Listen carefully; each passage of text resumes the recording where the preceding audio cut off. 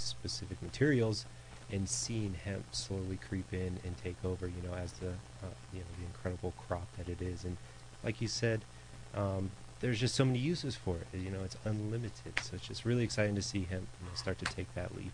I think too that's the core of why we're here and why we're on air, is to get that awareness out of what hemp is. Like, why would you guys want to know about hemp? Like, what makes it different than another crop? Right. Like, why would we why would we use hemp to build a house? Instead of trees, or exactly.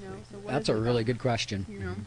There's several reasons that hemp is superior to other building methods, and so what we try to do is relate it to the other sustainable building methods. So you might build your house out of tires and rammed earth, or straw bale, or any other alternative building method that's outside of the normal construction industry. So any of those alternative types of things is more what we relate to, and it because of the way that the hemp building is built, we use it as a thermal wall system. So our system takes the plant, and then we mix it with a lime-based binder, and then when it hardens up, it becomes kind of like a concrete, but not quite as hard, and not near as heavy either. Not near as heavy, easier to work with, and less embodied energy than, say, a concrete, because we're using a renewable plant-based material that grows every season in pretty big quantities. Right. We hope our listeners really highlight those words like fire retardant, resistant, even antimicrobial and antifungal. These are properties that are inherent in the hemp plant, and that's why we would use these as opposed to alternative building materials. Why wouldn't you want your home to be fire retardant or and resist bacteria and be breathable? I mean, this is awesome, right? And why wouldn't you want to grow a plant that is a natural crop rotation plant that gives nutrients to the soil? It's also a natural pesticide as well, and it requires less water than corn, soybeans, many of the things nutritionally that some people have a hard time digesting and processing, unlike hemp, which is an amazing superfood. Basically, the nutritional value in hemp is far greater than so many of the other food products that we grow. Right. And we're kind of touching on sustainability. One thing I learned recently too, as the hemp plant itself requires a lot of CO2. It just sucks CO2 out of the atmosphere, and it puts that back into the soil. And like you said, aerates the soil. It's good for the soil. It's just good all around, That's just so amazing to me. It's also what they call a phytoremediator. Okay. And so it will, they did a little testing down in the Rocky Ford Flat area that's very dense with a whole bunch of chemical dumps and things like that, and it phytoremediates chemicals, heavy metals, etc. out of the ground, puts it into the seeds, and so it actually can clean the earth, as well as add oxygen to the earth, suck up CO2. It does a lot of things in general. Recently, Josh and I drove across western Kansas, and years ago I would drive across and the earth there was black, and you could see the lush, fertile earth that people were growing their soy, their wheat, and their corn on, and it looked beautiful, and it always smelled so good, like rich earth. This year when we were going back, the earth out there looked like Colorado dirt. You guys know what I'm talking about, that sandy, gritty red stuff that really has no nutritional value. It's a bad topsoil. That's what I'm seeing all over Kansas because of the way they're planting their wheat, their corn, and their soy. And so if we could do a rotation crop like hemp out there, it would totally clean up and help out to aerate and make that soil healthier.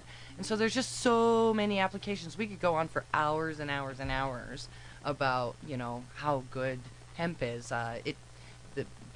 Making paper out of it is so much faster and easier than out of wood. It doesn't require near as many chemicals to put it together. It has longer fibers than cotton, so therefore it doesn't fray like cotton when you put it into clothing, ropes, etc. So it's more durable. And bottom line, if you haven't tried a hemp product, it's going to be the best product you've ever tried, whether it's for your skin, whether it's for your nutrition, whether it's for, quite frankly, building. And eventually, we hope to see progress in fuel as well, with biofuels having hemp-based proponents to them. So I can just say from my experience, everything that I've tried hemp has been a quality product. From the hemp socks that I wear from Envirotextiles and the shirts that I get from Envirotextiles to the Evo hemp bars that I have when I'm on the trail. Hemp brings about a quality of life that we have just yet to truly discover. And as small businesses, especially in Colorado, we're ready to let people know about. Awesome. Amen. So I see this trend going where we're kind of getting away from depleting our earth of our natural resources and turning to alternatives instead of digging into our earth for oil and all these things that we do need, right? But so hemp seems to be an all-inclusive plant that we can turn to for like a sustainable way to feed ourselves, to clothe ourselves, to shelter ourselves, you name it, basically. It might not be the solution, but it certainly is a viable, healthy alternative. Well said. Amen. Absolutely. Now, one question I did have for you guys, you were talking about, the project you have rebuilding the home. Have you guys broke ground on that? Is that construction underway? Woot woot. Gotcha. Yeah? We have. We're yes. so excited. Oh, cool. The stage we're at right now is the whole project is in planning as we navigate through several new things. But we have completed our excavation up there, and we've started on the foundation. And this week we'll be bringing down some of those trees and starting to figure out which ones we can use and which ones we can't. And then we'll start milling those this month and be erecting the timber frame throughout the summer, and then having the hemp classes towards the end of the summer as well. Wow, congrats, guys. That's awesome. Thank you. So if our audience wants more information about these classes and volunteer opportunities, is there a website that they, let's just reiterate that there. Hempseedrevival.com. Hempseedrevival.com. That's where I Got was it. reading about the classes, kind of Okay, project great. information. So there is information at hempseedrevival.com. Yes. Great. We will also be Colorado Industrial Hemp Supply, of course, as a sponsor of Hemp Seed Revival Festival. We will be there with some more information as well on those workshops. And we're really encouraging people, if you're interested, come down and find out. There will be an expert panel.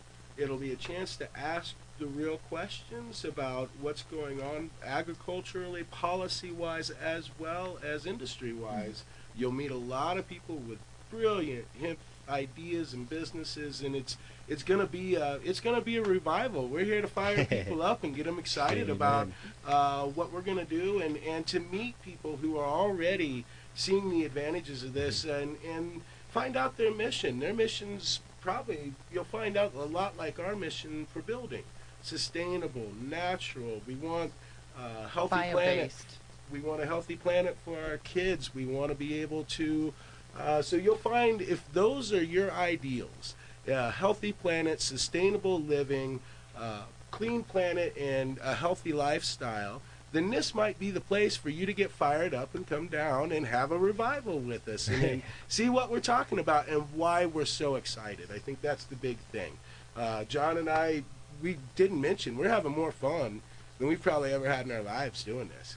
This is an amazing journey, and the project is, we work hard, but it's we laugh as much as we're working. We find so much beauty up there and so much restoration. So we think that you're gonna find this, and if you are a very enlightened hempster, well, by all means, come and enlighten other folks. That's right. That's what this is about, learning and growing. So. And I think Cassie and I can kind of attest to that. We kind of just started showing up to these meetings Yeah. all, around the state, and all of a sudden, we're starting to get informed, and now we're able to, speak about hemp as well. So I would really suggest, if you have any interest, look into hemp, see what you can find out. Yeah.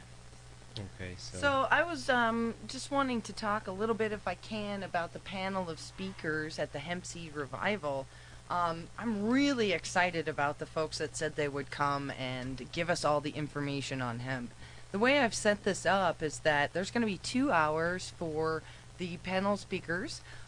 They will have a few minutes to introduce themselves, tell you who they are and what they do currently, and then I am opening the floor to the public to go ahead and ask all the questions that they want to ask.